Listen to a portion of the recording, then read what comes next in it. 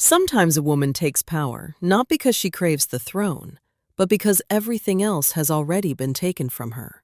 And sometimes the greatest tragedy begins when the very person she fought for becomes the one who takes that power away. King Edward II of England took everything from his own wife: her children, her influence, her wealth, and even her freedom. He openly favored Hugh Despenser and was willing to sacrifice his own family for him. Queen Isabella was stripped of her children, her lands, her income, and her political authority.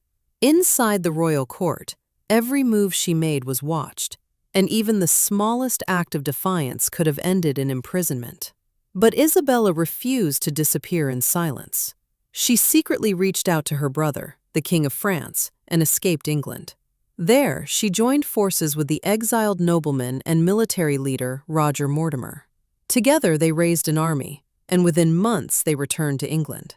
Barons, knights, and even many of the king's own soldiers abandoned Edward and rallied behind the queen. Hugh Despenser was captured and executed. Edward II was forced to abdicate the throne. Isabella regained her freedom, her influence, and her children.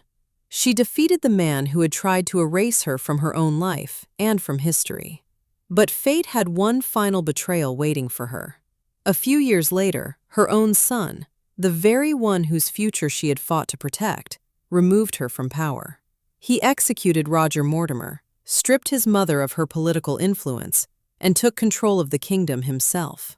The woman who raised an army to reclaim her freedom and secure the crown for her son ultimately lost her own power by his command. Sometimes the deepest wounds do not come from your enemies. They come from the very people you once fought to protect.